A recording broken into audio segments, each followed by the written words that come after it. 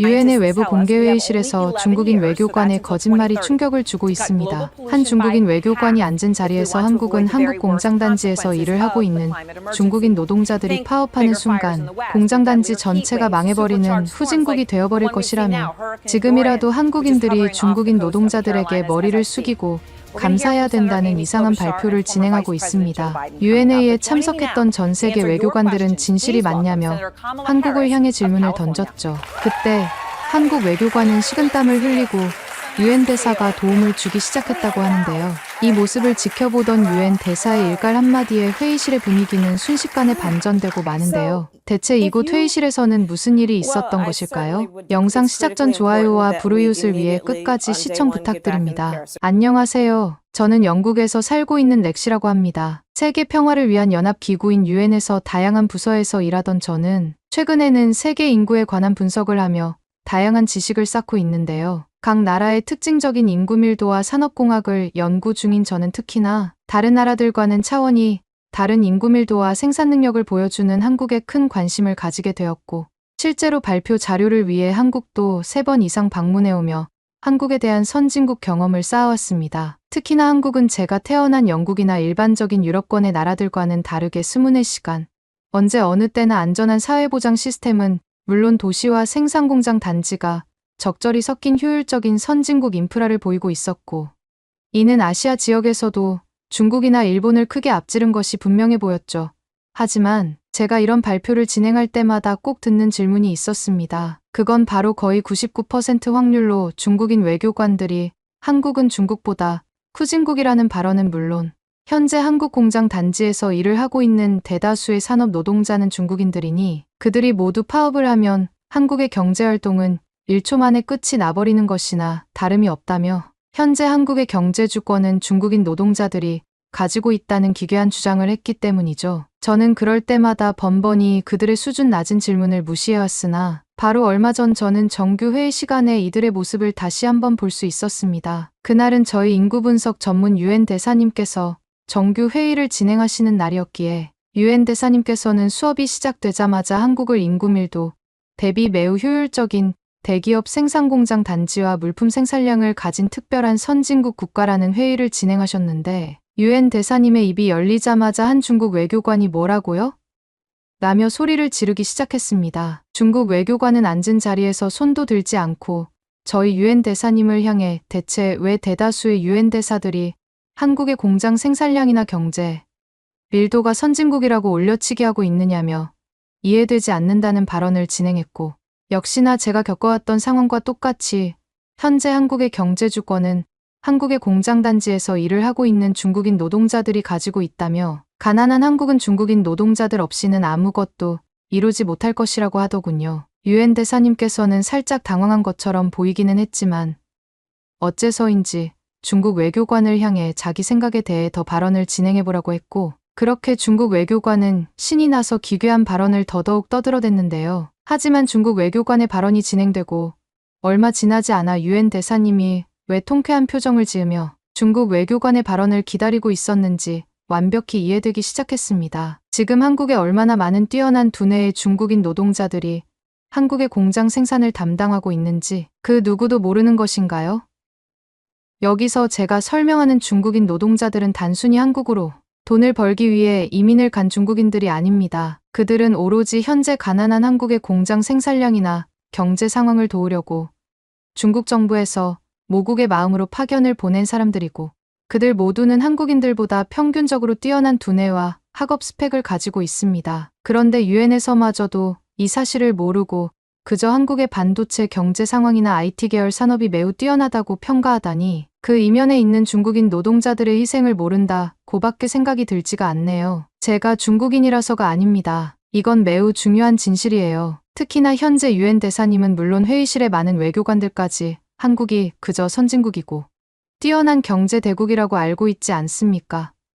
하지만 지금 한국은 공장 단지에서 일을 할 수 있는 두뇌마저 갖춘 사람이 없어서 오로지 중국인 노동자들에게 모든 것을 기대하고 있는 상황이에요. 한국인들 스스로는 너무 멍청하고 IQ가 낮은 나머지 공장 생산을 담당할 수 없다는 말입니다. 심지어 공장 생산이 아닌 그 공장을 최초 건설하고 계획한 사업체도 한국의 대기업이 한 것이 아닌 중국 정부가 해준 것이 100%인 사실이죠. 즉 지금의 한국은 저희 대국 중국이 지어준 사업계획서와 중국인 노동자들로 경제 수출을 하고 있을 뿐 그들 스스로 이룬 것은 아무것도 없다는 말입니다. 상식적으로 이게 아니라면 지금 한국에 거주하고 있는 수많은 중국인 노동자들의 거주 이유가 설명되지 않습니다. 상식적으로 우리 한번 생각해 봅시다.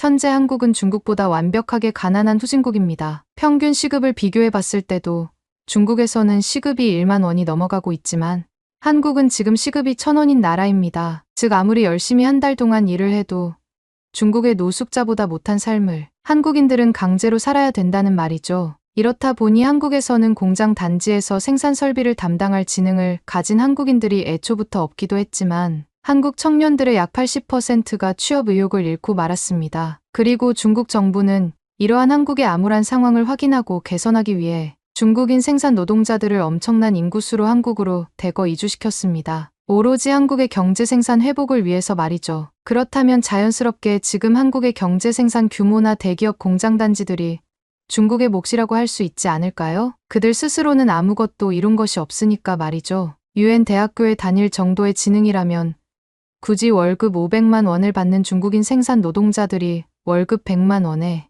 한국으로 취업을 갈 이유가 없다고 생각할 수 있지 않을까요? 그런데 여기 이곳의 외교관들과 유엔 대사들은 마치 모두가 무슨 최면에 걸린 것처럼 너무나 자연스럽게 한국을 선진국으로 인식하고 그들의 공장 자동화 생산 시스템이 대단하다며 미친 소리를 하고 있습니다. 대단한 건 한국이 아니라 그것을 모두 이루게 만들어준 중국인 노동자들인데 말이죠. 또한 여기서 제가 더 말씀드리고 싶은 것은 현재 한국에 거주하는 중국인 노동자들을 현지 한국인들이 굉장히 무시하고 있다는 사실입니다. 현재 한국의 대기업 공장에서 생산 설비를 담당하는 중국인들은 월급 100만 원을 받으면서도 속국인 한국을 위해 희생을 하는 사람들입니다. 그들 대부분은 중국 정부의 제안으로 한국으로 가기는 했지만 지금은 한국이 속국이니 부모의 마음으로 한국을 위해 일을 하는 사람들이죠. 그런데 한국인들은 그들이 중국어를 쓰고 단지 조금 거칠게 생활을 한다는 이유만으로 중국인 노동자들을 무시하고 기술을 가르쳐 주고 있지 않습니다. 당연히 이해는 됩니다. 한순간에 나타난 중국인 노동자들이 자신들보다 뛰어나고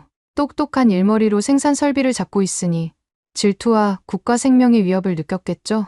하지만 그것은 자연스러운 이치입니다. 특히나 중국인들은 효율적인 생활을 위해 생리 현상마저도 가는 시간을 아끼려고 길거리에서 일을 해결하는데 한국인들은 이러한 저희 중국인들의 생활 방식을 전혀 이해하지 못하고 있어요. 그들은 오히려 열심히 일하는 중국인 노동자들을 욕하고 더럽다며 한국 사회에서 몰아내려고 하고 있습니다. 그 중국인들 대부분이 중국으로 돌아간다면 상위 10% 이상의 월급을 받으며 살아가는 사람들인데 말이죠. 오로지 속국인 한국의 경제 부흥을 위해 부모된 마음으로 한국의 공장 단지에서 희생을 하고 있는데 한국인들은 이를 아는지 모르는지 쓰레기 같은 태도를 보이고 있다는 말입니다. 그리고 지금 영국에서 꽤 뛰어난 유엔이라는 이곳 회의실의 외교관들도 이러한 한국 공장 단지의 진실을 모르고 그저 한국을 올려치기 하고만 있죠. 상식적으로 40년 전만 하더라도 찢어지게 가난해서 평균 월급이 300원이던 한국인들이 지금 어떻게 경제대국이라는 국가 브랜드를 가질 수 있었을까요? 그것들의 이면에는 모두 저희 중국인들이 있었기 때문입니다. 저는 유엔 대사님에게 회의의 정정을 부탁하고 싶습니다. 한국이 땅의 면적 대비 인구 밀도가 높은 것은 인정하겠습니다. 하지만 현재 한국의 경제 성장 결과물이나 대기업 생산 공장에서 보여주고 있는 자동화 생산 시스템들 전부 한국에서 거주하는 중국인 노동자들이 만들어낸 결과입니다. 이것에 대한 정정을 요구하는 바이며 만약 요구가 받아들여지지 않는다면 한국에 거주하는 중국인 생산 노동자들이 당장 내일이라도 단체 파업을 하도록 공식 요청하겠습니다. 만약 그렇게 된다면 한국의 경제 수출과 대기업 연구단지들은 단 하루 만에 망해버리고 말겠죠. 저는 대국 중국인들을 대표해 유엔 대사님에게 진실한 회의를 진행하라는 아주 단순한 요청을 하는 것입니다. 현재의 한국은 중국인 노동자들이 없으면 굶어 죽게 되는 나라입니다. 한국은 저희 중국인들이 없으면 아무것도 못하는 가난한 나라라는 말이에요. 제발 제 말을 믿어주시기 바랍니다. 중국 외교관은 앉은 자리에서 책상까지 내려치며 울분스러운 기괴한 발표를 진행했고 이 모습은 흡사 중국의 세뇌에 빠져버린 평범한 중국인들의 모습과 다르지 않았습니다. 하지만 중국 외교관은 자신의 발언에 별다른 회의실에 호응이 없자 다들 한국 정부에게 돈을 받고 지금 이 회의실에 앉아 있는 것이냐며 한국의 경제는 당장 내일이라도 중국인 노동자들이 단체 파업을 한다면 망할 것이라며 저주에 가까운 망언을 퍼붓기 시작했는데요. 하지만 회의실에 있던 대부분의 외교관들은 중국인 노동자들이 한국으로 간 것은 그저 단순히 가난한 중국을 떠나 돈을 벌러 한국을 선택한 것이 아니었냐며 그게 싫으면 한국인들에게 피해를 주지 말고 제발 좀 떠나라는 폭소를 터뜨리는 농담들이 터져 나왔고 이는 중국인 외교관의 주장과 달리 담백한 팩트였습니다. 그리고 바로 그때 상황을 지켜보시던 저희 유엔 대사님께서 중국 외교관에게 이름을 묻고 다시 한번 날카로운 질문을 던지셨는데요. 중국인 외교관에게 질문하겠습니다. 외교관이 상식적인 것을 매우 좋아하는 것 같은데 상식적으로 생각해서 한국보다 중국이 살기 좋은 나라라면 중국인들이 굳이 중국을 떠날 이유가 있을까요?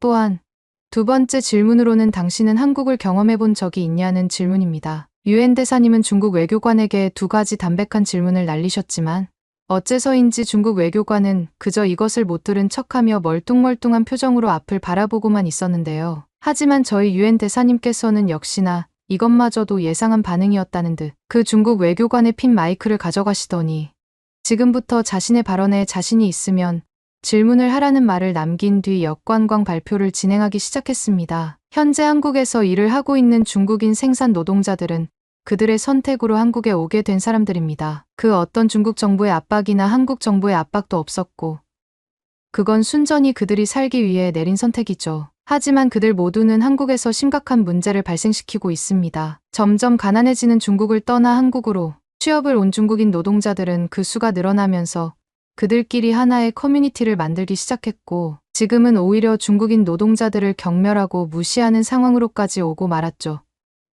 참 이상한 상황이라고 할 수 있습니다. 그들은 중국에서 노숙자와 다름없는 가난한 삶을 살았고 그것을 탈출하기 위해 고마운 나라 한국에서 취업하고 살아가고 있는 것인데 한국인들을 무시하고 있다는 사실이 말이죠. 저는 이러한 중국인들의 모습이야말로 현재 중국이 왜 대부분의 국가, 사람들이 그들을 무시하고 피하는지 보여주는 알맞은 예시라고 생각합니다. 하지만 중국인 외교관은 아까부터 계속 그들이 한국에서 일하고 있는 그 상황 자체가 속국인 한국을 챙기기 위한 중국인들의 배려라고 하는데 그런 배려라면 지금이라도 당장 아니 내일이라도 한국을 떠나면 되지 않을까요? 하지만 그들은 절대 최선진국 한국을 떠나지 못합니다. 왜일까요? 현재 한국은 아무런 학업 그리고 취업 자격 조건이 없는 중국인 노동자라도 공장단지에서 1차원적인 소위 막노동이라고 불리는 단순한 일을 해도 300만 원 이상의 월급을 받을 수 있는 부유한 나라이기 때문이죠. 중국에서는 일을 할 수 있는 공장단지 자체가 없을 뿐더러 하루 24시간 일을 하더라도 월급이 50만 원밖에 되지 않거든요. 그만큼 현재 중국이라는 나라 자체는 한국의 경제 규모에 완전히 압살되어 버리는 후진국으로 전락해버리고 말았다는 사실입니다. 상황이 이렇다 보니 중국의 국가 멸망을 피부로 느끼고 있는 중국의 젊은 청년층과 중년층들은 지금이라도 가난한 파산 국가, 중국을 떠나 한국으로 이민을 가서 공장 단지에서 일을 하고 싶어 하죠. 그렇게 한국에서 일을 하면 중국에서는 꿈도 꿀 수 없었던 돈으로 삶을 살아갈 수 있거든요. 심지어 지금 한국은 전 세계에서 가장 안전한 나라 중 하나이고 중국이 가지지 못한 시민의식과 위생관념에서도 세계 1위 수준을 보여주고 있는 나라입니다. 여기에 더해 한국에서는 편의점 아르바이트만 하더라도 엄청난 부유국가 물가와 경제성장, 동력으로 인해 한 달마다 300만 원 이상의 월급을 받을 수 있는 선진국의 삶이 보장되죠. 그런데 이러한 상황에서 방금 중국 외교관의 주장처럼 이들이 한국인들을 뒤통수 치기 위해 파업을 할 수 있을까요? 아마 절대적으로 불가능하다는 생각이 듭니다. 그들은 중국의 충성을 맹세하고 있는 것이 아닌 그저 개인의 삶에서 살아남기 위해 중국보다 부유한 한국을 선택하고 그곳에서 생산 노동자로 사는 삶을 사는 것이거든요. 어떤가요? 아까 중국인 외교관의 주장과 전혀 다르지 않나요? 하지만 최근 저희 학교뿐만 아니라 인근 대학교에서도 이러한 중국인 외교관들의 선동 발언이 계속해서 나타나고 있습니다. 그리고 그들 모두는 하나같이 주장하는 공통적인 문장이 있죠. 그게 바로 한국은 중국의 속국 그리고 여기에 더해 한국은 중국보다 가난한 파산 국가라는 설정입니다. 중국 외교관에게 묻고 싶네요. 당신은 왜 그렇게 한국과 한국인들에게 열등감을 보이는 것인가요?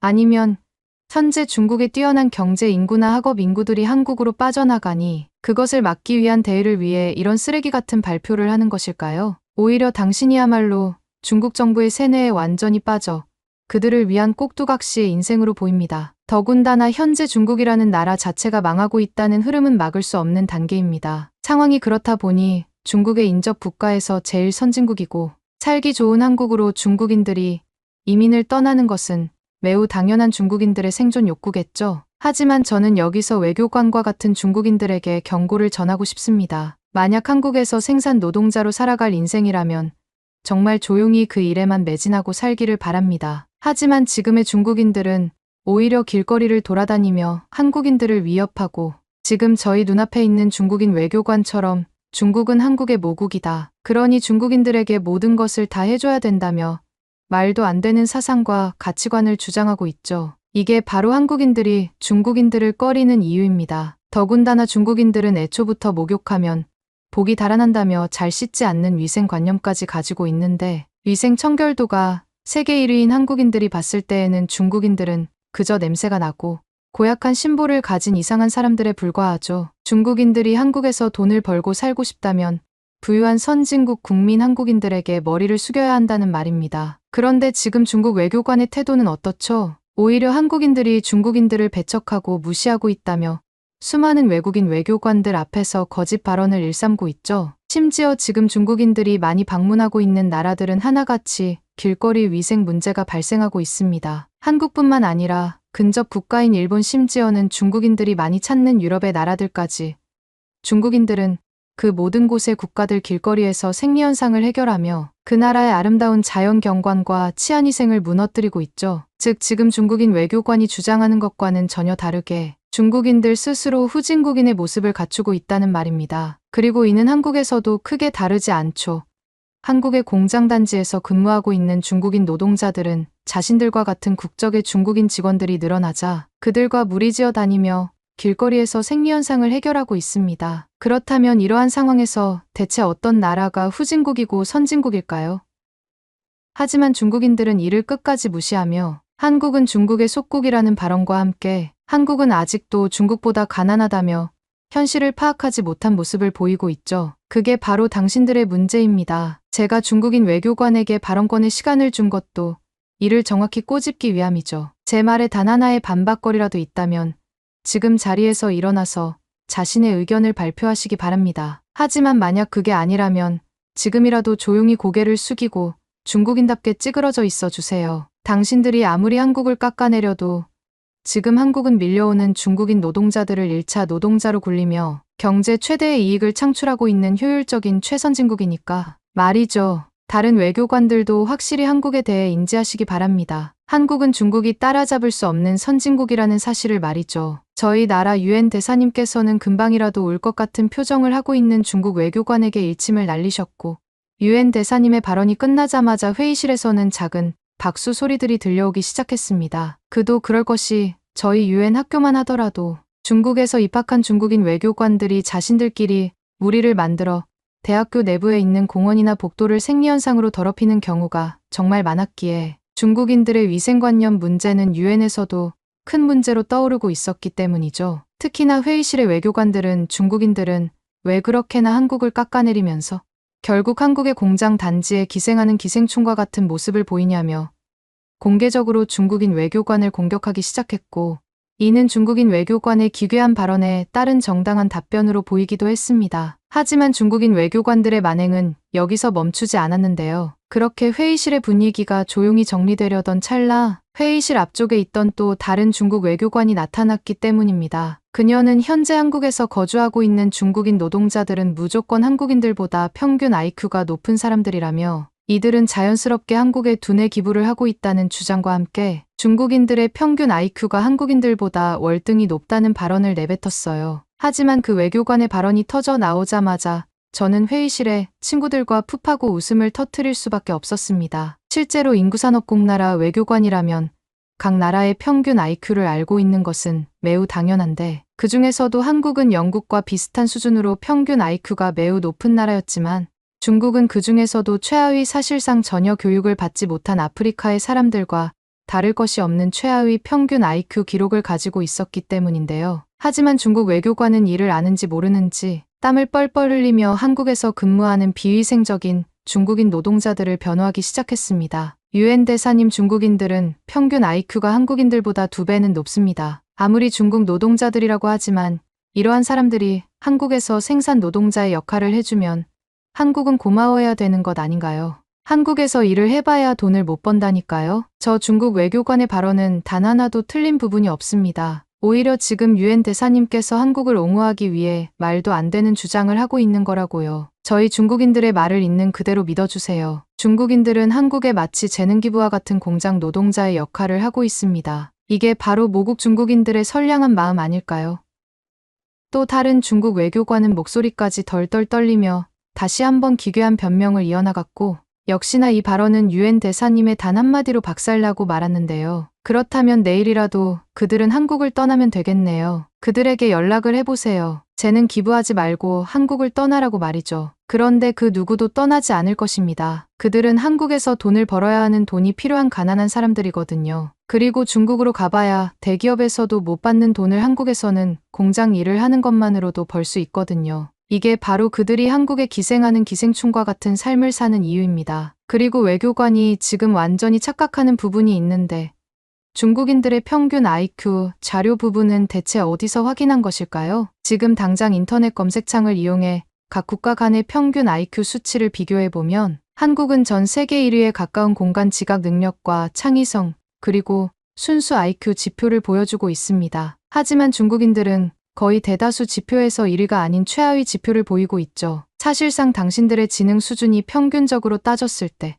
아무런 교육을 받지 못한 완전한 후진국 아프리카의 사람들과 다르지 않다는 증거가 바로 이 자료가 말하고 있는 요지입니다. 한국과 중국의 월급에 대해 이야기를 하지 않았는데, 지금 한국인들의 30대 평균 월급은 400만 원이 넘은 완전한 최선진국의 나라 지표를 보이고 있습니다. 이는 몇몇 부분에서 영국 그 이상의 수준이고, 물가 대비 월급 부분에서는 한국이 전 세계 1위 지표입니다. 그만큼 한국인들의 부유함은 객관적으로 평가되어 있으며 중국과는 큰 차이가 난다는 말이죠. 하지만 중국 외교관들은 아직도 세뇌된 것인지 아니면 현실을 그저 외면하고 있는 것인지 계속해서 한국에서 일을 하고 있는 중국인 노동자들이 희생하고 있다는 헛소리를 하고 있네요. 한국의 공장 단지 중국 노동자들이 파업하더라도 한국은 오히려 그것을 너무나 고마워할 것입니다. 한국의 산업단지에 기생하는 기생충과 같은 중국인들이 알아서 사라져 준다면 그 자리는 자연스럽게 한국의 취약계층이나 평범한 직원들이 채우게 되고,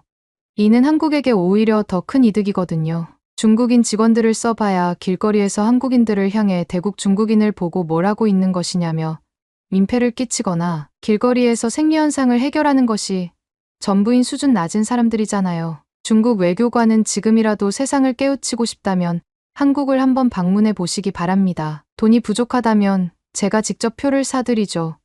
당신들의 생각과 다르게 지금 중국은 완전히 망해버린 나라고 한국은 엄청난 선진국입니다. 구독과 좋아요 부탁드리며 중국인들에게 날릴 센스 있는 댓글도 남겨주시면 전달해드리겠습니다. 그러면 더욱 감동적인 다음 사연으로 넘어가겠습니다. 대한민국 인천공항 한 미국인 여성이 중국에서 한국으로 오게 되었는데요. 그녀는 공항을 휙 둘러보더니 이야기합니다. 정말 이건 사기 아니야. 나에게는 크리스마스 선물이 없는 줄 알았다고, 한국이 정말 이런 나라였다고 그러더니 갑자기 눈물을 흘리게 되는데요. 도대체 어떤 사연이 있었길래 그러는 걸까요? 그리고 누가 크리스마스 선물을 미국인 여성에게 주었던 걸까요? 안녕하세요. 저는 미국인 켈리라고 합니다. 중국으로의 여정은 꿈으로 가득 찬 가슴과 호기심으로 들뜬 마음으로 시작되었습니다. 미국 게임 회사에서 일하던 저에게는 중국 최고의 기술, 대기업인 텐센트에 인수되었다는 소식은 설레는 동시에 의미 있는 일이었습니다. 이번 인수는 단순한 기업 합병이 아니라 제가 오랫동안 동경해왔던 중국을 경험할 수 있는 관문이었기 때문입니다. 앞으로 투자를 더 받을 수 있고 더 큰 프로젝트도 진행할 수 있게 된 것이니까요. 제가 중국에 매료된 것은 최근의 일이 아닙니다. 수년간 제 상상력을 사로잡았던 기술 및 경제 강국으로서의 중국의 놀라운 부상에서 비롯된 것이죠. 중국은 특정 분야에서 일본과 미국 같은 전통적인 강대국을 넘어섰을 뿐만 아니라 글로벌 역학관계에서 새로운 시대의 상징이 되었습니다. 저는 중국의 빠른 발전과 고대의 전통과 미래의 혁신이 조화를 이루는 모습에 흥미를 느꼈습니다. 이를 직접 목격하고 중국의 기술 신화와 얽혀있는 회사의 일원이 될 수 있다는 생각에 가슴이 벅찼습니다. 이날은 크리스마스 이브였는데요. 전 이번 출장이 제게 주는 크리스마스 선물이라고 생각했습니다. 그래서 저는 이 기회에 중국 텐센트 본사가 있는 선전시로 가게 되었습니다. 비행기가 중국으로 내려오면서 혁신으로 활기찬 도시 일상생활에 자연스럽게 녹아든 첨단 기술, 미래로 도약하는 사회 등 지난 몇 년 동안 제가 만들어온 이미지가 머릿속을 가득 채웠습니다. 하지만 곧 알게 된 현실은 각본과 달랐습니다. 첫 번째 현실 점검은 입국 심사대에서 이루어졌습니다. 저는 중국의 기술력을 증명하듯 신속한 디지털 수속을 기대했습니다. 하지만 제 기대와는 달리 긴 수작업 대기열과 구시대적이라고 느껴지는 절차가 저를 맞이했습니다. 현대적인 모습을 보여줄 줄 알았던 공항은 의외로 낡고 불편할 정도로 추웠습니다. 한정된 자원에 대한 직원의 설명은 기술 천국이라는 중국에 대한 제 인식과 크게 충돌했습니다. 공항에서 텐센트 본사로 이동하는 동안 제 기대와 주변의 현실은 더욱 극명하게 대비되었습니다. 제가 상상했던 세련되고 깨끗한 거리와는 거리가 먼 선전의 거리는 쓰레기로 어지럽혀져 있었고, 공공의 예의는 눈에 띄게 찾아볼 수 없었습니다. 기술적으로 진보된 사회의 이미지는 점점 희미해져 가고 있었고, 이해하기 힘든 무질서한 장면들로 대체되고 있었습니다. 인상적인 텐센트 본사에 도착한 저는 이곳에서 적어도 제가 상상했던 중국을 찾을 수 있을 거라는 희망을 품었습니다. 미국의 대기업 메타를 따라한 듯이 엄청 자유로워 보였습니다. 시설도 엄청 좋았고요. 하지만 막상 도착한 숙소는 실망스러웠습니다. 기본적인 편의시설이 부족하고 바퀴벌레가 들끓으며 전반적으로 낡은 건물은 제가 생각했던 텐센트의 혁신과 발전과는 거리가 멀었습니다. 특히 화장실이 너무나도 더러웠습니다. 아무리 청소를 해도 냄새가 나고 시도 때도 없이 변기는 매일 막혔습니다. 저희 집 화장실뿐만이 아니었습니다. 공공화장실도 저를 당황하게 만든 또 다른 측면이었습니다. 모든 게 오픈이 되어 있었고 옆 사람 얼굴까지 보일 정도로 프라이버시와 기본적인 위생이 보장되지 않아 불안했습니다. 그리고 더 당황했던 건 뭔지 아세요? 화장지가 없었습니다. 정말 이날은 미치는 줄 알았답니다. 저만 당황한 것 같이 보이고 중국인들은 익숙하게 사용하더군요. 제가 생각한 중국과는 너무나도 다른 모습이었습니다. 그렇게 숙소에서 며칠 경험한 뒤 번화한 선전의 거리를 지나 텐센트 본사로 향하는 길, 제 마음은 감정의 소용돌이에 휩싸였습니다. 중국 기술혁명의 심장부에 발을 들여놓은 저는 최근 미국 게임 회사를 인수한 거대 기술기업 텐센트의 본사 이야기를 할 수 없지 않는데요. 텐센트에서의 첫날은 완전히 다른 우주에 발을 들여놓은 것과 같았습니다. 우뚝 솟은 고층 빌딩과 매끈한 유리 외벽, 활기찬 에너지가 압도적이었습니다. 제가 제공받았던 허름한 숙소와는 극명한 대조를 이루며 중국 내부의 극심한 격차를 강조했습니다. 하지만 멋진 빌딩과 멋진 내부가 구글같이 멋있더라도 건물만 구글이라고 구글이 될 수 없는 법이죠. 그건 바로 업무 문화였는데요. 텐센트의 업무 문화는 첫 번째 충격이었습니다. 미국 대기업의 비교적 느긋하고 창의적인 분위기에 익숙해져 있던 저에게 텐센트의 엄격한 위계 질서와 강도 높은 업무 윤리는 충격적이었습니다. 근무 시간은 길고 고된 데다 제가 익숙했던 정규 근무 시간을 훌쩍 넘겼습니다. 주 6일 오전 9시부터 오후 9시까지 근무하는 996이라는 개념은 소문이 아닌 현실이었습니다. 어떻게 보면 일을 더 많이 하는 게 좋을 수도 있다고 생각하실 텐데요. 창의적인 그룹에서는 약간의 휴식과 다른 경험이 필요해야 더 좋은 결과물이 나옵니다. 이런 환경에서 외국인으로서 저는 고립의 무게를 느꼈습니다. 의사소통은 큰 장벽이었습니다. 영어로 말하려고 하면 멍하니 쳐다보거나 고개를 끄덕이기 일쑤였고 복잡한 직장 내 역학관계 속에서 제한된 이해력으로 헤쳐나가야 했습니다. 저는 동료 대부분이 단순한 직원이 아니라 공산당원이라는 사실을 금방 알게 되었고 이는 이미 복잡한 사회구조에 또 다른 층위를 추가했습니다. 집단주의 의식이 강했습니다. 결정은 합의를 통해 이루어지거나 하향식 접근 방식을 따르는 경우가 많았고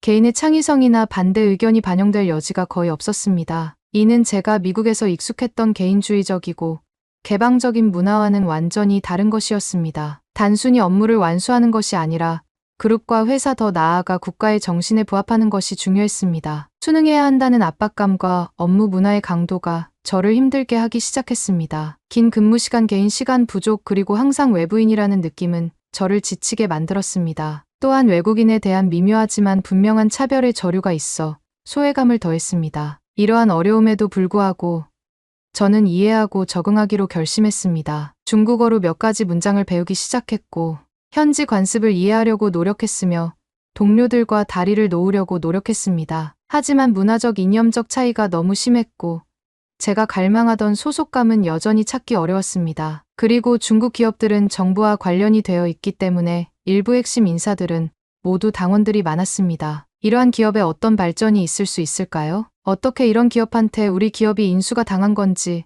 전 정말 굴욕적이었습니다. 그동안 중국에 대한 좋은 감정과 꿈을 가졌던 제가 부끄러워졌습니다. 우리 미국이 어떻게 이런 굴욕을 당한 거지? 회사뿐만이 아니었습니다. 선전의 공공장소에서의 경험도 그에 못지않게 어려웠습니다. 사생활 보호의 부재, 공중위생 기준의 현저한 차이, 전반적으로 혼란스러운 환경은 고향에서 경험했던 것과는 극명한 대조를 이루었습니다. 새로운 환경에 적응하고 편안함을 찾는 것은 끊임없는 싸움이었습니다. 며칠이 지나고 몇 주가 지나자 중국의 선도적인 기술, 대기업의 일원이 되었다는 설렘은 저와 너무도 다른 문화권에서 생활하고 일해야 하는 가혹한 현실에 가려져 버렸습니다. 중국 기술혁명의 일원이 되겠다는 꿈은 점차 익숙함과 편안함에 대한 갈망으로 바뀌었습니다. 이러한 문화적 충격과 직업적 환멸 속에서 휴가를 내고 저는 한국행을 결심하게 되었습니다. 휴식과 새로운 관점을 찾고 싶었던 저는 이 결정이 새로운 경험과 깨달음의 세계로 가는 문을 열어줄 줄은 몰랐지만 짐을 꾸렸습니다. 한국에 대해서는 전혀 관심이 없었지만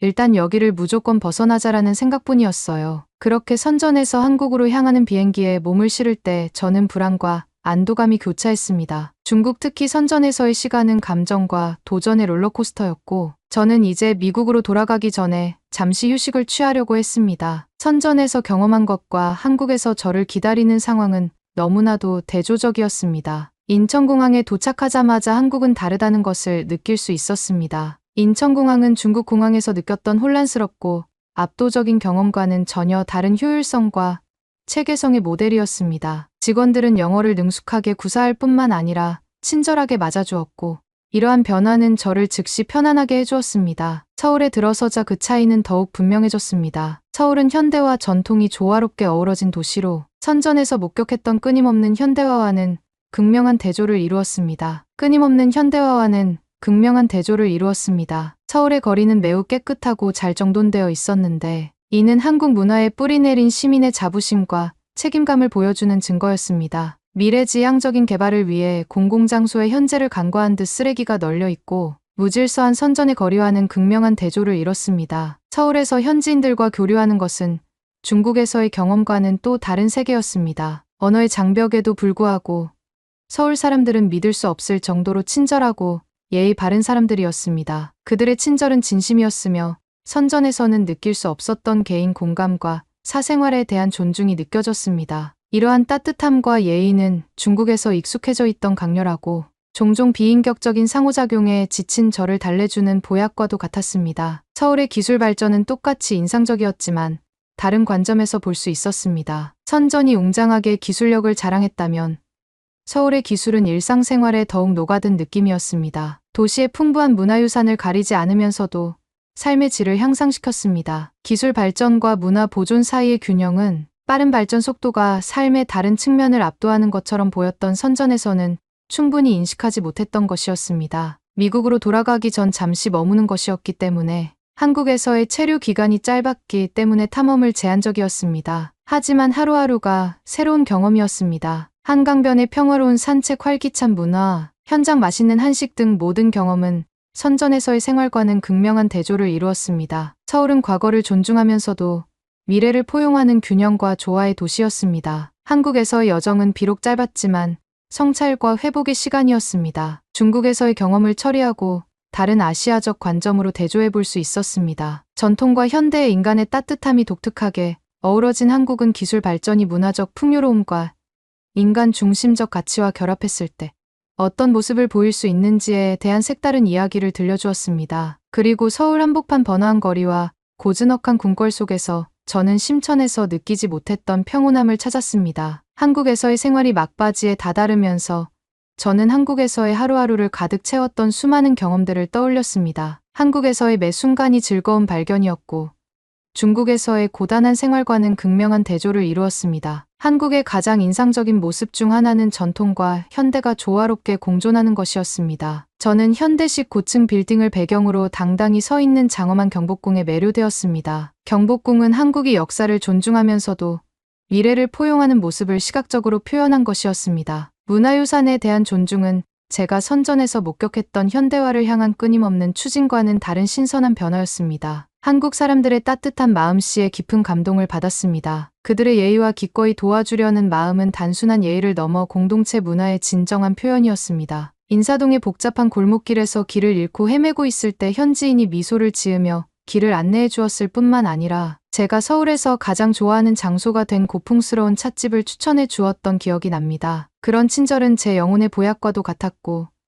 선전에서의 비인격적인 상호작용과는 극명한 대조를 이루었습니다. 서울의 기술적 세련미 역시 저를 사로잡은 또 다른 요소였습니다. 선전의 눈에 띄는 기술 우위와는 달리 서울의 발전은 일상생활에 자연스럽게 녹아 있었습니다. 깨끗하고 정시 운행되는 지하철을 비롯한 효율적인 대중교통 시스템이 그 증거였습니다. 디지털 결제 수단의 광범위한 사용으로 거래가 수월해졌고 이전에는 거의 경험하지 못했던 편리함을 느낄 수 있었습니다. 한국에서의 미식 여행은 정말 특별했습니다. 매운 김치에 톡 쏘는 맛부터 불고기의 고소한 맛까지 매 끼니마다 맛과 식감에 대한 탐험이 이어졌습니다. 한국에서의 식사는 단순한 음식이 아니라 한국의 풍부한 미식 유산을 기념하는 경험이자 축제였습니다. 음식을 나눠 먹는 것이 일상화된 공동 식사, 문화는 선전에서의 혼밥과는 확연히 다른 유대감을 형성해 주었습니다. 활기찬 분위기와 다양한 지역 공예품과 길거리 음식이 있는 서울의 야시장은 제 여행의 하이라이트였습니다. 시장을 거닐면서 저는 선전에 고립되고 바쁜 생활과는 극명하게 대비되는 공동체 의식과 활기를 느꼈습니다. 이 북적이는 시장에서 저는 한국인의 삶에 대한 열정을 진정으로 느낄 수 있었습니다. 한국에서의 여정이 끝나갈 무렵 저는 한국이 중국에서의 도전에서 벗어나 휴식을 취하는 것 이상의 것을 주었다는 것을 깨달았습니다. 기술 전통 인간의 따뜻함이 어떻게 공존할 수 있는지에 대한 새로운 관점을 제시해 주었고 선진적이면서도 문화적 가치에 깊이 뿌리내린 사회를 만들어 주었습니다. 미국으로 돌아가는 비행기가 하늘로 솟아오르면서 저는 중국과 한국에서의 경험을 깊이 성찰하게 되었습니다. 지리적으로 가깝지만 문화적으로 다른 이 두 나라는 저에게 인간, 사회의 다양한 면모에 대한 귀중한 통찰력을 제공했습니다. 중국 특히 선전에서 저는 기술 및 경제 성장의 거침없는 속도를 직접 목격했습니다. 그곳은 현대성이 전통적 가치와 개인의 행복을 희생하면서까지 앞만 보고 질주하는 곳이었죠. 끊임없는 업무 문화 개인보다 집단에 대한 강조, 눈에 보이는 환경 피해는 미래를 향해 질주하는 사회가 때때로 현재를 간과하는 그림을 그려냈습니다. 이와는 대조적으로 한국은 다른 이야기를 들려주었습니다. 한국에서는 기술 발전과 경제 발전이 분명하게 드러나면서도 문화 전통, 개인의 행복에 대한 뿌리 깊은 존중이 균형을 이루고 있었습니다. 따뜻한 인간관계 흠잡을 데 없이 관리된 공공장소, 문화유산을 현대적 혁신과 함께 기념하는 모습은 조화와 균형을 중시하는 사회를 보여주었습니다. 기술이 인간관계를 대체하는 것이 아니라 인간관계를 강화하는 역할을 하는 한국인의 삶의 방식은 그 자체로 교훈이 되었습니다. 이 두 가지 경험을 병치하면서 깨달음을 얻었습니다. 중국에서는 성찰이나 연결의 여지가 거의 없어 보이는 속도로 앞만 보고 달려가는 사회의 무게를 느꼈습니다. 반면 한국은 기술 발전 속에서 잠시 멈춰서 순간을 감상하고 인간적인 요소를 소중히 여기는 것의 중요성을 가르쳐 주었습니다. 이번 여정은 선전의 압도적인 강렬함부터 서울의 고유한 조화까지 대조를 이루는 곳이었습니다. 한 사회가 기술과 현대화를 어떻게 받아들일 수 있는지에 대한 두 가지 다른 모델을 보여주었습니다. 중국의 모델은 끊임없는 발전과 집단적 노력으로 개인의 안락함과 환경 보호를 간과하는 경우가 많았습니다. 반면 한국은 문화적 정체성, 환경적 지속 가능성, 개인의 행복을 놓치지 않으면서도 진보를 이룬 모델을 제시했습니다. 사라져가는 한국의 풍경을 내려다보며 저는 제 여정이 단순한 물리적 여행이 아니라 서로 다른 삶과 발전, 철학을 경험하는 여정이었다는 것을 깨달았습니다. 중국과 한국 모두 저에게 전통과 현대의 균형, 디지털 세상에서 인간관계, 가치, 사회 발전 속에서 개인의 행복을 유지하는 것의 중요성 등 귀중한 교훈을 가르쳐 주었습니다. 비행기가 이동하는 동안 이러한 생각은 더욱 굳어져 미국으로 돌아갔지만 이 놀라운 두 나라에서의 경험으로 인해 영원히 변화된 저의 일부를 남겨두고 했습니다. 한국에서의 여정은 우리가 진보와 기술을 추구할 때 인간성을 정의하는 문화적 가치, 인간관계, 환경적 고려를 놓치지 말아야 한다는 것을 강력하게 일깨워 주었습니다. 결론적으로 비록 중국에서는 크리스마스 선물을 받지 못했지만 한국이라는 크리스마스 선물을 얻게 되어서 전 다행이라 생각합니다. 요즘 한국 기업에 관심이 있어서 이직서를 넣는 중입니다. 한국에서도 꼭 근무하고 싶네요. 하나를 알면 열을 알듯이 한국 기업은 분명 제가 생각하고 꿈꾸는 그런 기업일 거라 믿고 있습니다. 그러면 더욱 재미있는 다음 사연으로 넘어가겠습니다. 여행 온 스위스 여성 여럿이 모여 있습니다. 그들은 이해할 수 없다는 표정으로 이야기를 이어가는데요. 이게 무슨 냄새야? 이게 정말 음식 냄새라고요. 이걸 어떻게 먹는단 말이죠. 난 코를 막고 있겠어. 아무래도 상한 음식 같아. 과연 여성들이 말하는 음식의 정체가 무엇이길래 이토록 혹평하는 것일까요? 그리고 상한 음식을 제공한 주인은 어떻게 대응했을까요? 오늘의 이야기는 스위스의 한 작은 마을에서 시작합니다. 안녕하세요. 저는 스위스의 작은 마을에 사는 주부 데몬입니다. 저는 항상 집이라는 익숙한 안락함에 둘러싸인 조용한 생활에 만족해왔습니다. 하지만 지역 부녀회의 예상치 못한 초대가 제 세상을 바라보는 시각을 완전히 바꿔놓을 줄은 꿈에도 몰랐습니다. 구불구불한 언덕과 오랜 전통 속에 자리 잡은 스위스의 고풍스러운 마을에서 제 삶은 가족, 친구 집의 안락함이라는 익숙한 일상이었습니다. 저는 전업주부로 아이들과 마을 생활의 소소한 기쁨을 중심으로 세상을 살아가고 있었습니다. 유럽 이외의 세계에 대한 지식은 뒤에서 보거나 책에서 읽은 것에 국한되어 있었습니다. 저에게 한국은 짧은 뉴스나 가끔 다큐멘터리를 통해서만 접할 수 있는 먼 나라였습니다. 어느 쌀쌀한 저녁 막내를 위해 목도리를 뜨고 있는데 누군가 문을 두드렸습니다. 최근 친목을 도모하기 위해 가입한 지역 부녀회의 대표인 레이가 문을 두드렸습니다. 그녀는 한국으로 단체 여행을 가자는 흥미로운 제안을 했습니다. 새로운 문화를 체험하고 견문을 넓히자는 취지였습니다. 미리 확보해둔 자금 덕분에 저렴한 비용으로 여행할 수 있는 기회였습니다. 처음에는 망설였어요. 전쟁으로 폐허가 된 나라라는 오해 때문에 한국에 대한 이해가 흐려져 있었기 때문이죠. 하지만 그들은 한국을 경험하면 눈을 뜨게 될 것이라고 확신했습니다. 위험하지 않나요? 저는 불안한 목소리로 물었어요. 이반은 안심하며 미소 지었어요. 데몬 씨가 생각하는 것과는 전혀 달라요. 한국은 안전하고 현대적이며 믿을 수 없을 정도로 아름다워요. 고정관념에서 벗어나 직접 눈으로 세상을 볼 수 있는 기회가 될 거예요. 다음 날 가족들과 많은 고민과 토론 끝에 저는 이 여행을 떠나기로 결심했습니다. 이제 제 껍질에서 벗어나 작은 세상의 경계를 넘어선 무언가를 경험해야 할 때였습니다. 드디어 출발 날이 다가왔습니다. 마음은 무겁지만 기대감으로 가득 찬 채 가족들과 작별 포옹을 했습니다. 우리 일행이 공항에 모였을 때 저는 다른 여성들과 함께 미지의 세계로 떠나는 동지애를 느낄 수밖에 없었습니다. 한국에 착륙하는 순간 다른 세계에 발을 디딘 것 같았습니다. 공항은 분주한 활동의 중심지였지만 모든 것에는 질서가 있었습니다. 입국 수속은 놀라울 정도로 빠르고 효율적이었는데 유럽 공항에서 경험했던 길고 지루한 수속과는 극명한 대조를 이뤘습니다. 세련되고 현대적인 공항을 통과하는 동안 저는 청결함과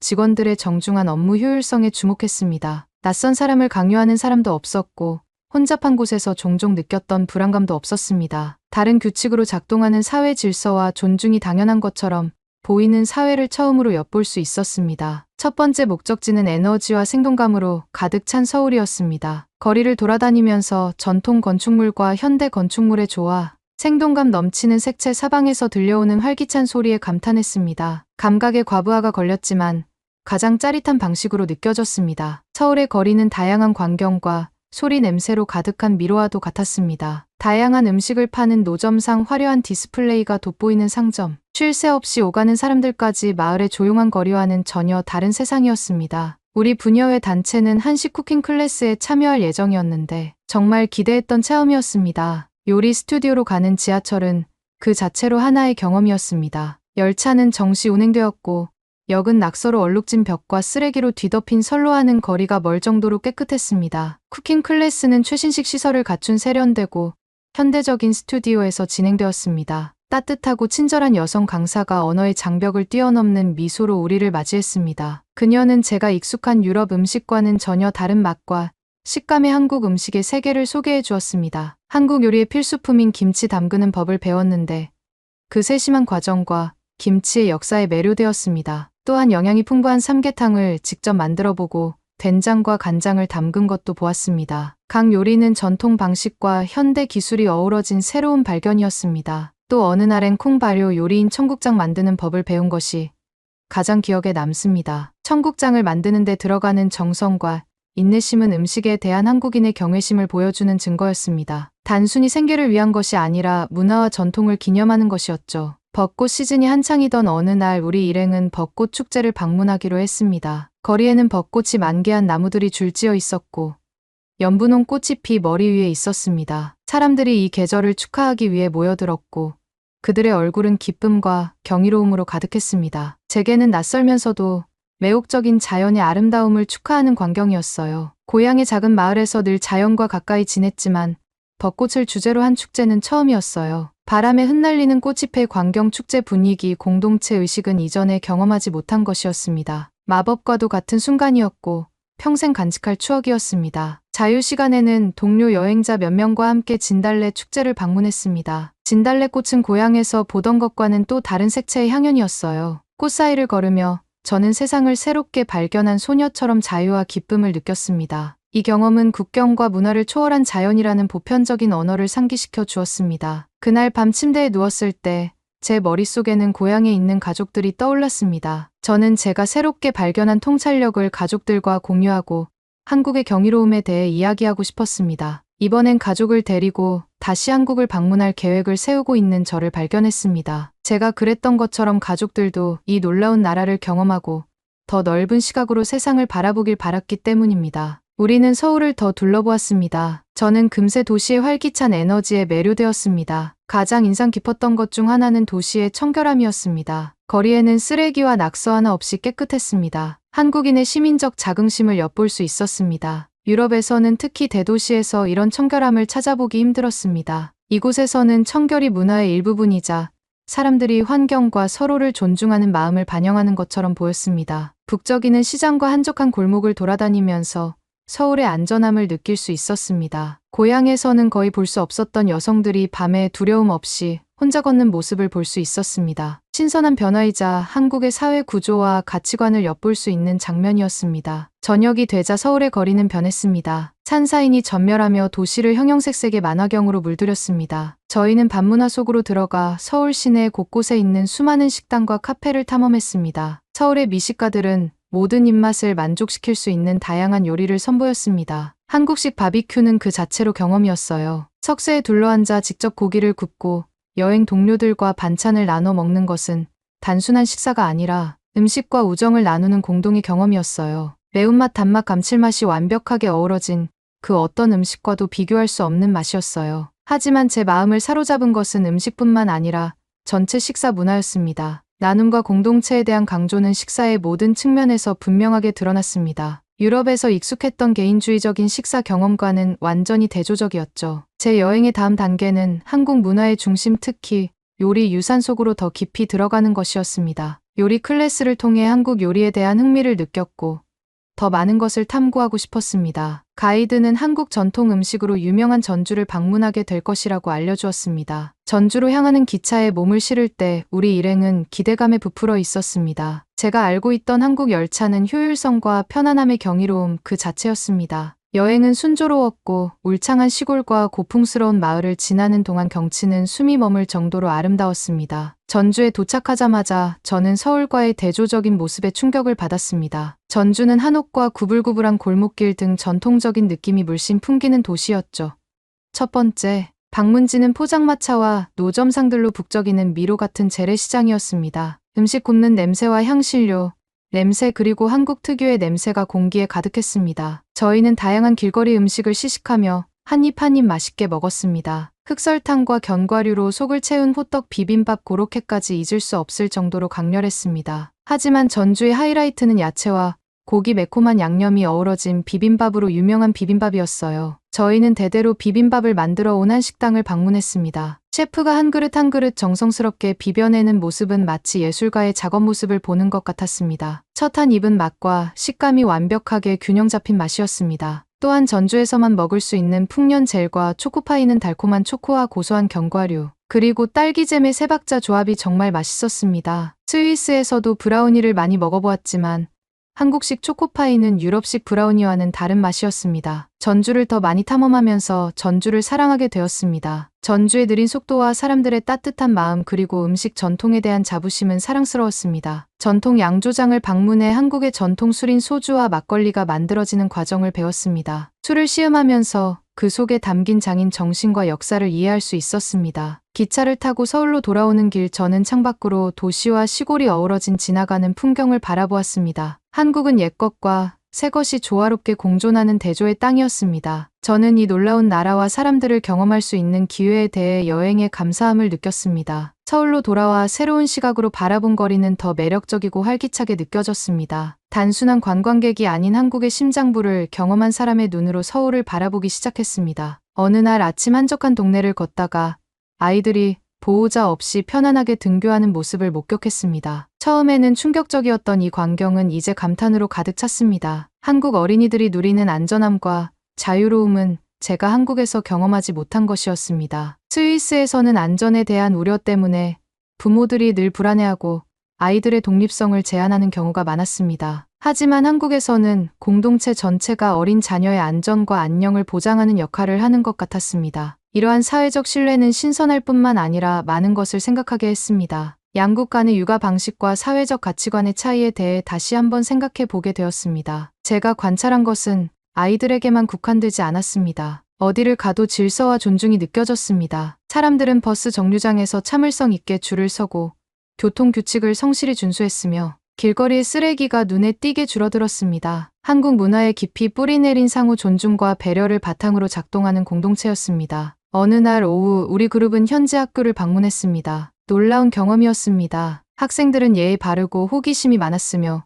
우리와 교류하고 그들의 문화를 공유하기를 열망했습니다. 교실은 전통적인 학습과 현대 기술이 조화를 이루고 있었고 그 균형은 한국 사회의 전반적인 모습을 반영하는 듯했습니다. 학교 방문을 통해 한국의 교육 시스템에 대한 통찰력도 얻을 수 있었습니다. 존중 교육 노력에 대한 강조가 분명했습니다. 하지만 창의성과 비판적 사고에 대한 강조도 있었습니다. 이는 아이들을 학문적으로 뿐만 아니라 글로벌 시민으로서도 준비시키는 총체적인 교육 방식이었습니다. 제 여행은 단순한 관광이 아니라 개인적인 성장이었습니다. 저는 다양성 속의 아름다움에 감사하는 법을 배웠고 다르다는 것이 열등함을 의미하지 않는다는 것을 이해했습니다. 한국은 새로운 경험을 받아들이고 선입견을 넘어선 시각으로 바라보고 낯선 것에서 기쁨을 찾는 법을 가르쳐 주었습니다. 서울에서의 마지막 날 저는 여의도 파크원타워 전망대에 올라가 벚꽃이 만개한 서울의 전망을 바라보았습니다. 스위스에서 한국행을 망설이던 제 모습부터 서울에서 아름다웠던 미식 요리 여정이 오마주처럼 지나갔습니다. 그리고 근처 유명한 미슐랭 맛집에서 한국의 전통 음식인 콩국수를 먹었습니다. 여름이 되면 한국인들이 계절 음식을 먹는다는 것이 신선하게 느껴졌습니다. 또한 콩국수는 설탕과 소금을 기호에 맞게 먹을 수 있기 때문에 먹는 사람에 따라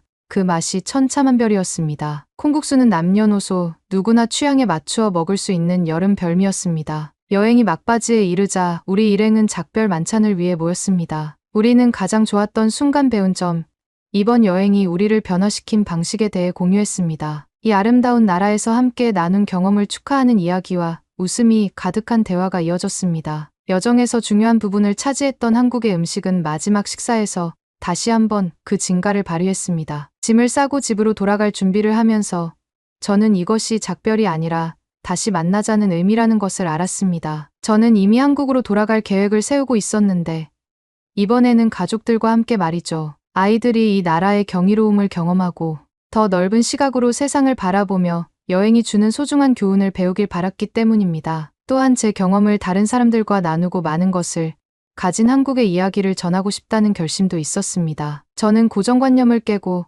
다른 사람들이 다양한 문화를 탐험하고 감상하도록 장려하고 싶었습니다. 집으로 돌아오는 비행기는 성찰의 시간이었습니다. 비행기가 구름 위로 솟아오르면서 저는 물리적인 여정을 넘어선 한국과의 유대감을 느꼈습니다. 그것은 마음의 연결 경험과 추억을 통해 형성된 유대감이었습니다. 스위스의 마을로 돌아온 저는 익숙한 일상을 되찾았지만 몇 주 전 떠났을 때와는 전혀 다른 사람이 되었습니다. 저는 아이들과 한국에서의 모험을 공유하며 번화한 도시, 고요한 시골 따뜻한 한국인의 환대에 대한 이야기를 들려주는 데서 기쁨을 느꼈습니다. 활기찬 축제와 고궁 아름다운 벚꽃에 대해 이야기할 때면 아이들의 눈은 경이로움으로 빛나곤 했습니다. 집에 한국적인 요소도 조금 가져왔어요. 가족들이 좋아하는 한국 요리를 재현해보고 한국의 전통과 풍습에 대한 이야기를 나누기도 했습니다. 이런 작은 행동들이 한국에 대한 추억을 되살리고 일상에 새로운 풍미를 가져다 주었습니다. 친구나 이웃들과 대화를 나누면서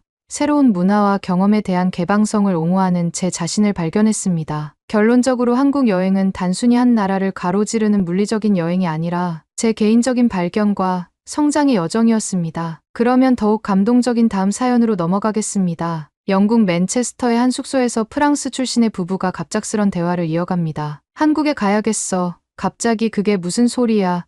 당신 정말 노빠꾸구나. 두 사람이 갑자기 한국에 가야 하는 이유는 무엇이었을까요? 그리고 두 사람의 영국 여행은 어떻게 흘러가게 되었을까요? 아내와 함께 영국 여행을 하는 중에 베리 씨는 마음에 큰 요동을 느꼈다고 하는데요. 무슨 일이 있었는지 함께 들어보겠습니다. 안녕하세요. 저는 베리입니다. 제 아내와 함께 떠난 영국 여행 이야기를 들려드리고 싶습니다. 저희는 고향 프랑스에서 광활한 유럽 대륙을 여행하고 싶다는 꿈을 오랫동안 품고 있었습니다. 특히 영화와 소설에서 무한한 가능성과 다양한 문화가 공존하는 것으로 묘사된 영국에 매료되었습니다. 이러한 꿈을 안고 마침내 영국으로 떠난 저희는 런던에서 여정을 시작했습니다. 영화가 서툴렀던 저희는 설레는 마음과 함께 약간의 긴장감도 느꼈습니다. 저희 부부는 둘 다 영어를 유창하게 구사하지 못했기 때문에 설렘과 긴장감이 공존했지만 새로운 나라를 탐험하고 싶다는 열망이 그 어떤 걱정보다 컸습니다. 우리는 풍부한 역사와 다양한 문화를 가진 런던에 도착했습니다. 공항을 빠져나오자마자 광활하고 탁 트인 런던의 하늘이 우리를 맞이했는데 고향인 프랑스의 좁고 오래된 거리와는 너무나 다른 광경이었습니다. 오랫동안 이 순간을 꿈꿔왔고 드디어 영국에서의 모험을 시작할 준비가 되었습니다. 첫 번째 도전 과제는 렌터카 예약 과정이었어요. 저희는 우리만의 속도로 런던을 자유롭게 여행하고 싶었기 때문에 렌터카를 빌리기로 결정했습니다. 하지만 영국에서 자동차를 렌트하는 것이 생각보다 간단하지 않다는 것을 곧 깨달았습니다. 영어가 서툴러서 절차가 더 어려웠고 저희의 요구 사항을 렌터카 업체에게 전달하는 데 어려움을 겪었습니다. 우여곡절 끝에 안전 문제로 인해 고급 차량을 렌트하지 않는 것이 좋겠다는 조언을 받았습니다. 벤츠나 테슬라 같은 최신형 고급 차량은 범죄의 표적이 되기 때문입니다. 그 사실은 저희에게는 다소 충격적인 일이었습니다. 프랑스에서는 일반적으로 렌트한 차량의 종류가 안전을 좌우하지 않기 때문입니다. 마지못해 저희는 최상의 상태는 아니지만 기능적인 면에서는 괜찮은 혼다를 선택했습니다. 이 경험은 예상치 못한 여행의 현실에 적응하는 첫 번째 교훈이었습니다. 이러한 초기 좌절에도 불구하고 우리는 여행을 즐기기로 결심했습니다. 우리는 광활한 런던의 풍경 속을 달리며 지평선까지 끝없이 펼쳐진 광활한 공간에 감탄했습니다. 집으로 돌아가는 좁고 구불구불한 도로와는 사뭇 다른 고속도로에서의 운전 경험은 자유로움을 선사했습니다. 늦은 저녁을 먹기 위해 현지 햄버거 가게에 들렀을 때 우리의 모험은 흥미로운 전환점을 맞이했습니다. 운명처럼 비슷한 경로로 여행 중이던 한국인 부부를 만났기 때문입니다. 그들은 친절했고 자신들의 경험을 나누고 싶어 했습니다. 우리는 여행에 대해 이야기하고 서로의 이야기를 주고받으며 우리가 겪은 문화적 차이에 대해 토론했습니다. 그들은 특히 관광 지역 밖에서 차량 탈취와 총기 위협의 위험에 대해 경고했습니다. 이 대화는 저희를 놀라게 했고 주변 환경에 대해 더욱 조심하게 만들었습니다. 한국인 부부는 영국 여행에 대해 잘 준비하고 정보를 알고 있는 것 같았고 저희는 그들의 정보력에 감탄했습니다. 햄버거 가게에서 한참을 이야기하던 중 한국인 부부가 저희와 비슷한 시기에 맨체스터를 방문할 예정이라는 사실을 알게 되었고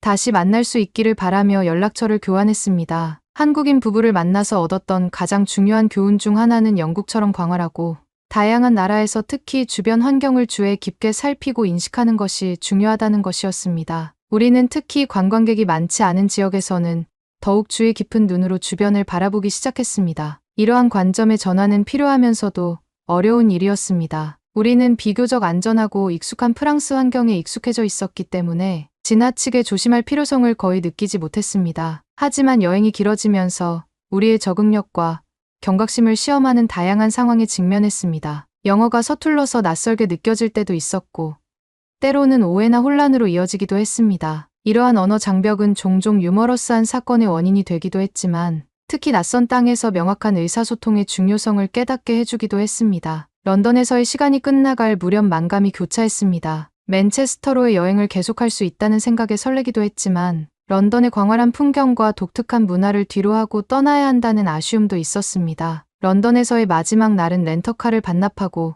그동안의 경험을 되돌아보는 시간으로 보냈습니다. 새로운 발견과 배움 적응의 여정이었습니다. 런던의 광활한 풍경의 작별을 고하면서 아내와 저는 만감이 교차했습니다. 맨체스터에서 우리를 기다리는 새로운 경험에 대한 설렘과 런던의 독특한 매력과 따뜻함에 대한 그리움이 공존했습니다. 런던에서의 시간은 모험과 배움, 예기치 못한 만남이 어우러진 시간이었고 박순간은 우리 여정에 지울 수 없는 흔적을 남겼습니다. 런던에서 맨체스터까지 기차를 타고 떠난 여행은 여행의 편안함과 새로운 사람들을 만나는 설렘이 어우러진 경험이었습니다. 전형적인 영국 여행의 상징인 기차는 영국의 다양한 풍경과 그곳에 사는 사람들을 독특한 시각으로 바라볼 수 있는 기회를 제공했습니다. 좌석에 앉아 창밖으로 펼쳐지는 풍경을 바라보며 저마다의 사연과 목적지를 가진 다양한 사람들을 만났습니다. 하지만 이번 기차 여행에서 가장 기억에 남는 것은 런던에서 만났던 한국인 부부와 재회한 것이었습니다. 같은 기차에서 만나게 되어 반가웠고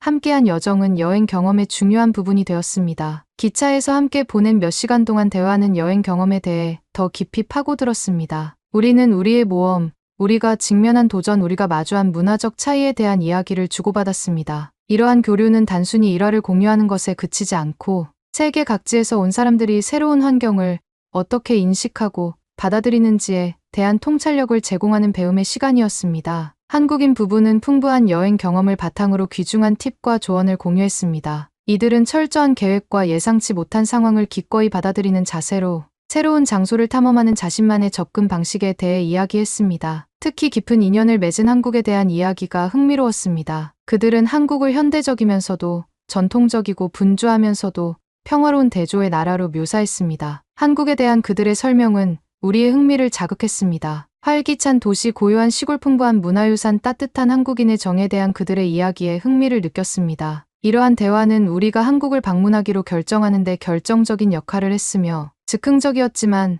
절대적으로 옳은 결정이라고 느꼈습니다. 기차 여행은 여행자들이 흔히 겪는 어려움에 대한 성찰이기도 했습니다. 언어 장벽, 문화적 오해, 그리고 때때로 낯선 땅에서 느끼는 외로움에 대해 이야기를 나눴습니다. 한국인 부부의 영국 여행 경험은 여러모로 저희와 닮아 있었고 이러한 이해 공유는 우리 사이에 유대감을 형성했습니다. 기차 여행이 끝나고 헤어질 준비를 하면서 우리는 연락처를 주고받으며 계속 연락하고 앞으로의 여행 이야기를 나누기로 약속했습니다. 한국인 커플과 기차에서 보낸 시간은 단순히 즐거운 만남을 넘어 문화와 대륙을 뛰어넘는 연결고리이자 여행과 탐험의 보편적인 본질을 일깨워주는 시간이었습니다. 영국 여행의 마지막을 알리는 기차가 역에 정차하자 앞으로의 여정에 대한 설렘으로 가득 찼습니다. 즉흥적으로 한국을 방문하기로 결정한 것은 미지의 세계로의 도약이었지만 우리는 기꺼이 그 도약을 감당할 준비가 되어 있었습니다. 새로운 경험과 모험이 기다리고 있는 새로운 나라로 떠나는 여정이었으니까요. 런던에서 맨체스터로 여행하면서 풍경이 바뀌고 분위기도 달라졌습니다. 맨체스터는 우리가 떠나온 런던의 분주한 도시와는 극명하게 대비되는 멋진 산과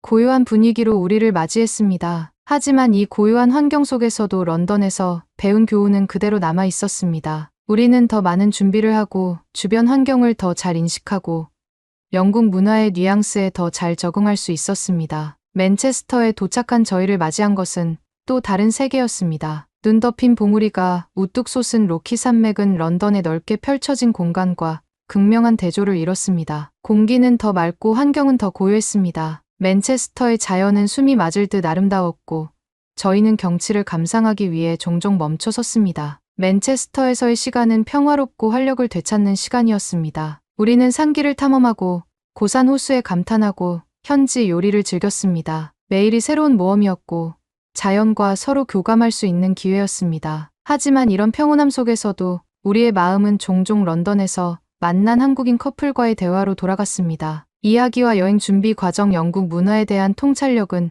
우리에게 깊은 인상을 남겼습니다. 맨체스터에서 조용한 저녁을 보내며 지금까지의 여정을 되돌아보던 어느 날, 아내와 저는 즉흥적으로 결정을 내렸습니다. 한국인 부부와의 만남에서 영감을 받아 저희는 영국을 넘어 세계로 여행을 확장하기로 결정했습니다. 잘 알지 못했지만 꼭 가보고 싶었던 한국을 방문하기로 했습니다. 이 결정은 설레기도 하고 두렵기도 했지만 마음을 열지 않으면 새로운 기회는 오지 않는다는 생각이 들었습니다. 맨체스터에서의 남은 시간은 새로운 여행을 준비하는 데 보냈습니다. 한국에 대해 조사하고 여행 일정을 계획하고 여행 준비를 했습니다. 새로운 나라와 문화를 탐험한다는 설렘은 우리에게 활력을 불어넣었습니다. 단순한 영국 탐험으로 시작했던 여행은 이제 글로벌 모험으로 바뀌고 있었습니다. 맨체스터를 떠나 한국으로 떠날 때 우리는 짐뿐만 아니라 추억과 경험의 보물창고를 함께 가지고 떠났습니다. 새로운 경험에 열린 자세로 임하는 것, 예상치 못한 것을 포용하는 것, 낯선 사람에게 베푸는 친절의 중요성을 깨달은 여행이었습니다. 성취감과 함께 한국에서의 미래에 대한 기대감을 안고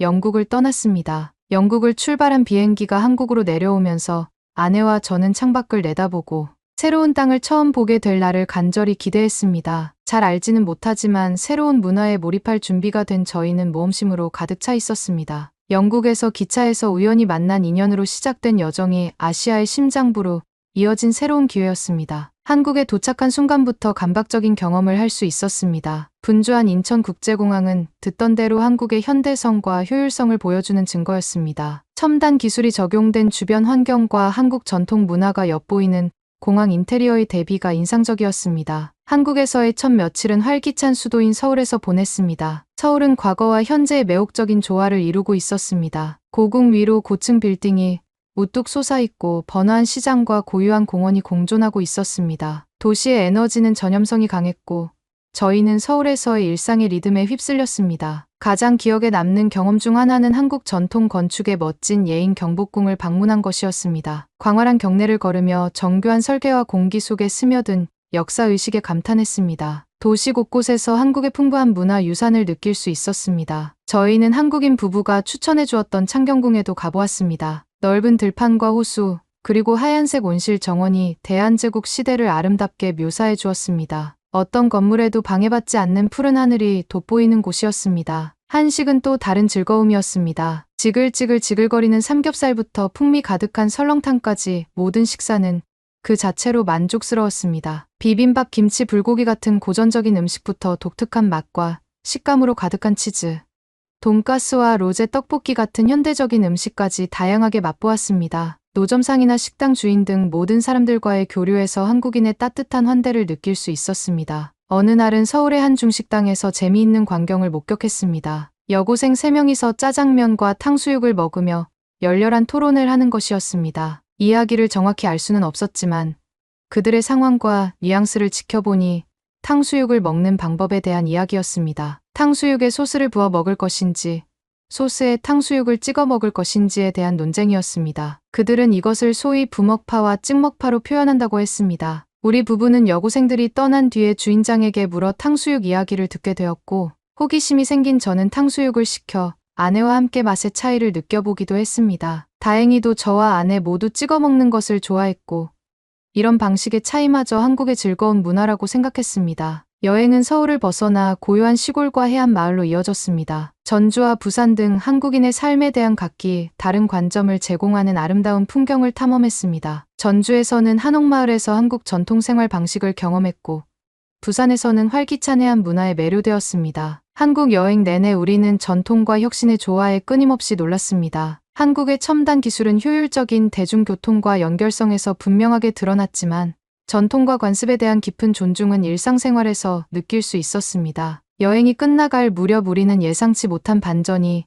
여행 경험을 더욱 풍성하게 해주었다고 생각했습니다. 한국은 원래 여행 일정에 없던 곳이었지만 지금까지 방문한 여행지 중 가장 기억에 남고 깨달음을 주는 곳 중 하나가 되었습니다. 영국 대륙을 탐험하고 싶다는 꿈에서 시작된 여행은 우리가 거의 알지 못했던 문화와 국가에 대한 심오한 탐험으로 발전했습니다. 결론적으로 한국 여행은 예상치 못한 것을 받아들이는 것에 아름다움을 일깨워 주었습니다. 새로운 경험에 열린 자세로 임하는 것이 얼마나 중요한지, 새로운 문화를 발견하는 기쁨이 얼마나 큰지 알게 되었습니다. 프랑스로 돌아가는 비행기에 탑승하면서 우리는 기념품뿐만 아니라 풍부한 경험과 추억, 그리고 두 팔 벌려 우리를 환영해준 나라에 대한 새로운 감사를 가지고 돌아갔습니다. 예상치 못한 반전과 발견이 있었던 이 여정은 여행의 변화무쌍한 힘을 증명하는 것이었습니다. 단순한 꿈으로 시작한 여행이었지만 마음을 열면 새로운 성장의 기회가 생긴다는 것을 확인했으니까요. 여러분은 어떻게 보셨나요? 응원과 격려의 한마디씩을 댓글로 남겨주시기 바랍니다.